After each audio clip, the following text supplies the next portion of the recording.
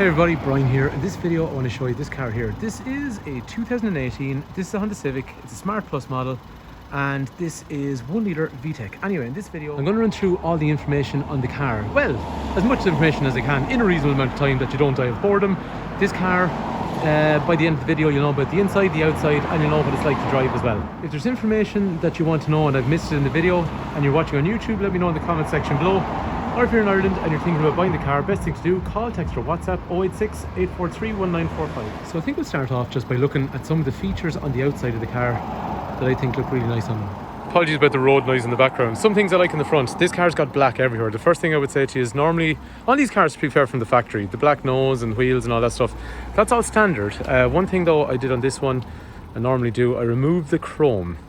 So there's a chrome section and I just think it's a little bit lost when the rest of the car's got so much black. So it's de-chromed. So now basically the car just has grey bodywork and then black accents all the way around, and I think that's much neater looking. So the wheels in the car then are a nice 17-inch polished wheel, so like a diamond cut finish. So even though they look dark, they are still shiny and reflective, so on sunny evenings or under artificial light they look really cool. I love these side running lights because weirdly enough, I know they're on the front and the side of the car. It's actually when you're kind of behind the car, maybe a little bit of an angle, you can see them over here.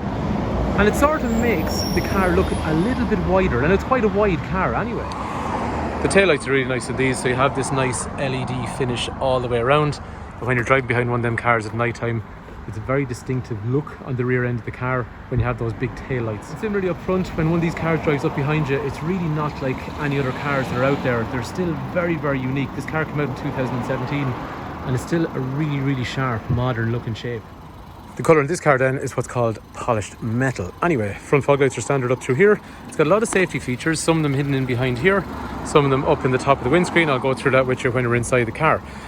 Moving around to the side then, like what we said already, it is de-chromed, and then these have rear privacy glass as standard from the factory. Again, I like the little bits of black that are along here, so it comes around the taillight, goes all across the bumper, nice kind of gloss black finish, colour-coded spoiler, and there's two spoilers because it tries to drag air down the back of the car in a super aerodynamic fashion.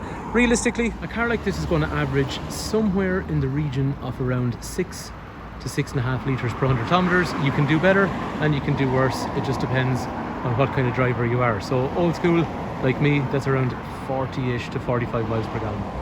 And again, because it's Smart Plus, then it'll have parking sensors on the rear, it'll have parking sensors on the front, and there's also a camera when we get inside. I think the next thing then is we'll have a quick look at the key in the car. So when you lock the car, the lights will stay on for about 30 seconds afterwards, and they eventually turn off, and then when you unlock the car, that'll signal the lights to come back on if you've left them in the on position. Similarly then, I can drop down the windows using the key, or similarly I can lock the doors, bring up the windows and retract the wing mirrors, again using the key too. We've had 4 Honda Civics in our house at home, 4 years in a row. Actually, this is the longest we've kept one. We still have a 21 registered one at the moment.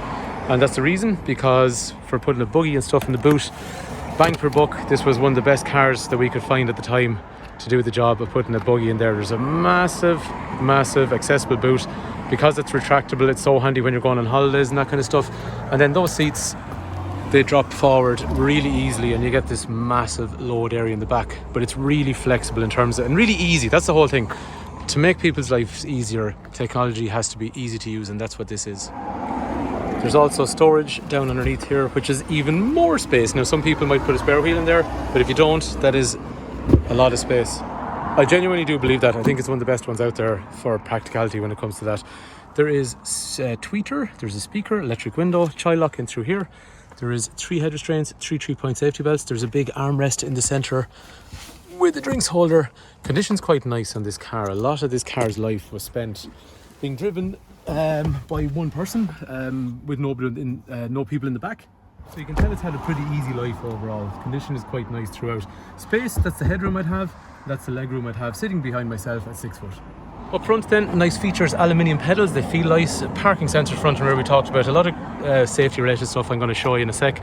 Seat is obviously height adjustable over backwards and forwards, lumbar support for lower back, steering wheel rake reach, so it goes in and out and up and down.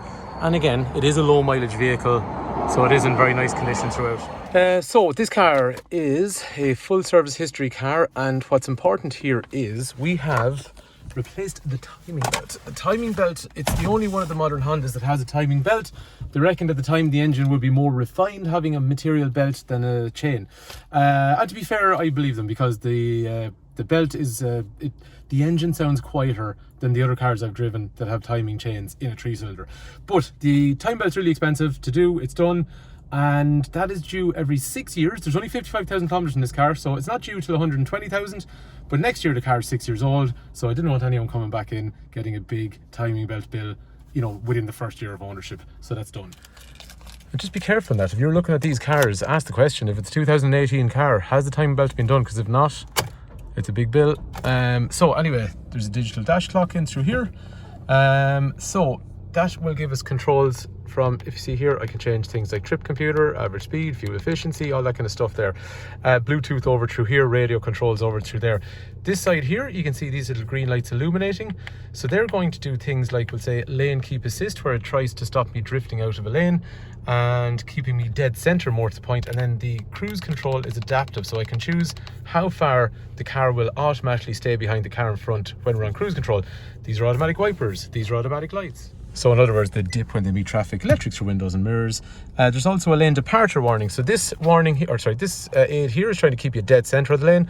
This one literally just warns you if you depart the lane, as in cross the white line, without using an indicator. In here, climate control, so I have different temperatures on each side of the car, and then air conditioner.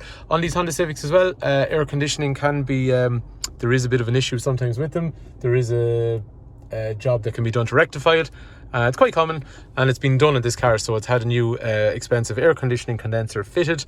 So again, that's done. And if you're looking at other ones around the place, you know, check to see is the air conditioning working, and if it's not, then that is an issue. USB connector down through there.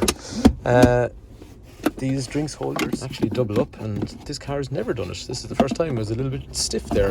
So you end up with 2 drinks holders down through there. USB, HDMI if you want to play video, or obviously play music and data and stuff like that. These cars will have Android Auto and Apple CarPlay as well, so you can use Google Maps. But to be fair, it already has Garmin navigation built into the car as well as standard. Anyway, parking sensors front and rear we talked about, and then a big reverse camera. Gearbox is lovely. You'll see as we're driving the car, handbrake in through here. Econ function, which reduces how aggressive the cruise control and air conditioner, and throttle response is in favor of fuel efficiency. Let's go for a drive. So this is a 1 litre 127 horsepower VTEC turbo engine. It's a thumpy kind of engine, not unlike maybe older Hondas. There's more kind of low down power in this kind of car because it's turbocharged, and there's a kind of unusual exhaust. No, sorry, that's not fair. There's a nice but very different than normal Honda engine tone, but it's quite satisfying to drive. There's good response in it. This actual example of a car, it drives really nice. Like the clutch is nice, the brakes are nice, the steering is nice, the gearbox is nice, and it is quite a big car. These are a big car. On a motorway they cruise quite nicely, but you know, it's still an easy car to use. So like to do a 3-point turn or something like that there, on like what we're doing now. Parking sensors on the front, parking sensors on the rear, visibility is good all the way around, big reverse camera in through the centre, but all the controls are easy to use. Like what we said, this particular car then has had a very comprehensive pre-sale service, and we are going to put 12 months of warranty on the car as well. One thing that always sticks out to me when I'm driving these cars, the gearbox is really nice to use, and even if you read any of the kind of independent reviews, a lot of people, the first thing that they always used to comment on, it's just a nice mechanical feel, feels like it's doing what it's meant to do. It's very, very satisfying to use, so I think you'd like it to drive, but the only way to find out is come try the car yourself and see what you think. So it drives well, and there's a nice level of equipment on the car. Anyway, is there any more information you want on this car in terms of financing, or in terms of trading in your old car, or if you just want to know more information about the car, give me a shout at 086 843 1945, or God almighty, I can't use my own phone number anymore. 086 843 1945. Call, text, WhatsApp, whatever suits. Brian's my name. Fitzpatrick's Garage. We're a family run business in operation for over 70 years. Hopefully the video has been useful. Thanks for watching.